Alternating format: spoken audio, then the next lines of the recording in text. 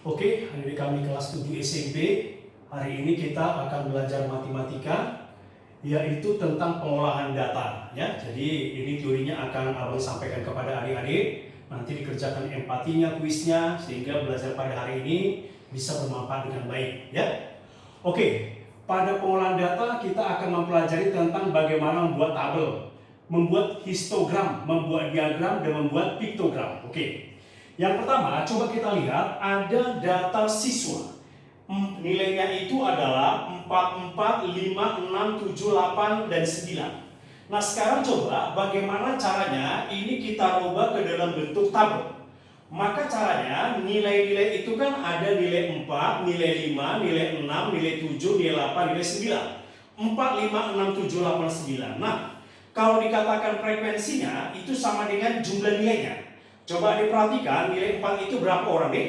1, 2, 3 berarti 3 orang. Nilai 5 itu berapa orang? 1, 2 berarti dia 2. Nilai 6 itu berapa? Ada 4 berarti 4. Nilai 7 itu berapa? Ada 2 ya, 2. Nilai 8 itu ada berapa? 3 berarti 3. Nilai 9 itu berapa? 1. Jadi inilah cara membuatkan tabelnya. Maka kalau kita lihat berapakah jumlah orang atau total frekuensinya? 2, 3 tambah 2 tambah 4 tambah 2 tambah 3 tambah 1 berarti totalnya 15. Maka begitulah cara membuatnya dalam bentuk yang dikatakan dia tabel. Yang kedua, bagaimana cara membuat yang namanya diagram batang? Kita lihat. Yang tadi frekuensi itu adalah jumlah siswa. Yang di bawah itu nilai. Nilainya tadi ada 4, 5, 6, 7, 8, 9. Nah, kita lihat. Nilai 4 itu tadi ada 3 orang, berarti kita buatkan ini diagram batangnya. Nilai 5 itu ada 2 orang, berarti di sini ya nilai daripada nilai 5 ini diagram batangnya.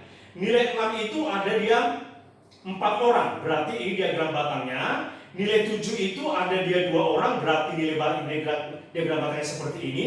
Nilai 8 itu ada 3 orang, ini diagram batangnya. Nilai 9 itu ada 1 orang. Inilah kalau kita buatkan diagram batangnya. Nah, bagaimana diagram garis? Kita lihat hampir sama dengan diagram batang. Nilai 4 itu tadi ada 3 orang. Nilai 5 itu 2 orang. Berarti kalau kita hubungkan berarti seperti ini dia ya. Nilai 6 itu ada 4 orang, berarti dia naik ya kan? Nilai daripada 7 itu ada 2 orang, berarti dia turun kembali ya. Nilai 8 itu ada 3 orang, naik. Nilai 9 itu ada 1 orang, berarti seperti ini. Jadi inilah kalau kita gambarkan nih yang namanya grafik daripada diagram garisnya, ya. Yang ketiga, bagaimana cara membuat diagram lingkaran? Diagram lingkaran, ingat bahwa lingkaran itu sudutnya itu totalnya itu adalah 360 ya. Nah, coba kita tentukan berapa derajat kan nilai 4. Nilai 4 itu tadi 3 orang, total jumlah siswanya 15. Berarti 3 per 15 kali 360 berarti 72 derajat. Nilai 5, 2 orang, 2 per 15 kali 360 sama dengan 48 derajat. Nilai 6, ada 4 orang, berarti 4 per totalnya 15 kali 360 berarti 96 derajat. Nilai 7 itu 2 orang, berarti 2 per 15 dikalikan 360 derajat, berarti berapa? 48 derajat. Nilai 8 itu berarti 3 per 15 kali 360 sama dengan 72 derajat. Nilai 9 itu 1 orang, 1 per 15 kali 360 berarti 24 derajat. Maka adik-adik ambillah busur, ya kan? Nilai 4 itu 72, kita gambarkanlah inilah sudut daripada nilai 4 itu 72 derajat. Nilai 5, 48, ini sudutnya, ya kalau kita buatkan di busur. Nilai 6 itu 98, ini dia sudutnya. Nilai 7 itu 48, ini sudutnya. Nilai 8 itu 72, ini sudutnya. Nilai 9 itu 24, ini dikatakan dia sudutnya ya. Jadi inilah kalau kita buatkan dalam bentuk ya, bentuknya adalah diagram lingkaran. Nah, yang terakhir bagaimanakah dalam bentuk piktogram? Piktogram itu kita gambarkan. Misalkan satu orang seperti ini mewakili satu orang.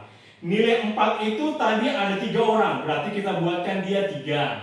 Nilai 5 itu ada 2 orang, berarti kita buatkan 2. Nilai 6 itu berarti ada 4, berarti buatkan 4 orang. 7 itu ada 2 orang, berarti buatkan 2. 8 itu 3 orang, buatkan dalam bentuk 3. 9 itu 1 orang, berarti kita buatkan 1 ya. Nah, berarti boleh juga 1 itu mewakili contohnya 10, berarti nilai 4 itu 30 ya. Atau 1 orang itu mewakili 100, berarti kalau 2 seperti ini sama dengan 200. Atau kalau dia setengah dibuatnya, 1/2 kali 100 berarti 150. Itu caranya. Oke, adik-adik, itu pengolahan data. Coba kita lihat yang berikutnya, UN 2015. Walaupun ini soal UN, tapi yakin abang adik-adik semuanya kelas 7 bisa mengerjakannya. Pertama diberitahukan produksi gula, ya, gula di suatu daerah 2010 sampai 2015, ya. Ini dalam bentuk ton, ya, ton sekian ton, ya kan? Langsung ke pertanyaan. Maka produksi 2013 sampai 2015 berapa totalnya? Kita lihat. 2013 ini ada sebanyak ya 500 ton. 2014 itu berapa? Setengahnya berarti 450 ton. 2015 berarti dia 400 ton. Maka kita jumlahkan 2013 500 ton, 14 450 ton, 2015 400 ton berarti totalnya berapa? 1350 ton gitu ya. Kalau ditanya produksi 2013 sampai 2015 ya, tergantung soalnya. Adik-adik yang kedua coba kita lihat UN 2019. Ada kegemaran dari 48 siswa, itu dibuatnya dalam bentuk seperti ini. Matematika 45 derajat, musik 120 derajat, IPA 75 derajat, olahraga belum tahu berapa. Yang menjadi pertanyaan perbandingan gemar IPA dan olahraga. Berarti IPA tadi berapa? 75, ya kan?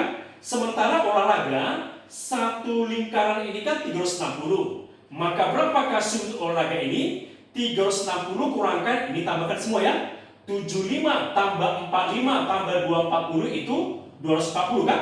Maka 360 kurangkan 240 berarti olahraga sudutnya berapa? 120. Berarti olahraga ini sudutnya 120. Nah, perbandingan orang. IPA tadi 75. Maka 75 per 360 kali totalnya 48 itu berarti 10 siswa atau orang. Olahraga 120 kan? 120 per 360 kalikan 48 berarti sama dengan 16 orang. Nah, sekarang ditanya perbandingan IPA dengan olahraga. IPA tadi 10, olahraga 16, maka dibagi 2. 5 dibagi 28 berarti perbandingannya 5:8, ya kan? Nah, sekarang bagaimana cara demasternya? Cara demaster, adik-adik, kalau dibilang perbandingan IPA dengan olahraga, adik-adik nggak usah kau cari berapa orangnya, ya. Langsung aja perbandingan orang itu sama dengan perbandingan sudut. IPA tadi sama dengan 75. Sudut olahraga itu 180. Langsung aja 75 dibandingkan 180 kan? Maka dia kita bagi 15 ini dia 5, bagi 15 ini 8 berarti sama dengan 5 berbanding 8. Jadi sama ya, perbandingan daripada orang itu sama juga dia dengan perbandingan sudut, ya. Nah, jadi adik-adik itu singkat mengenai ya pengolahan data yang penting atau yang perlu adik pelajari. Abang harapkan empatinya dikerjakan ya, 8 soal nanti kirimkan biar abang periksa kembali, kemudian kuisnya diselesaikan agar topik hari ini benar-benar kau kuasai dengan baik, tidak ada ketinggalan pelajaran waktu libur seperti ini. Itu dulu, siswa IJI sukses.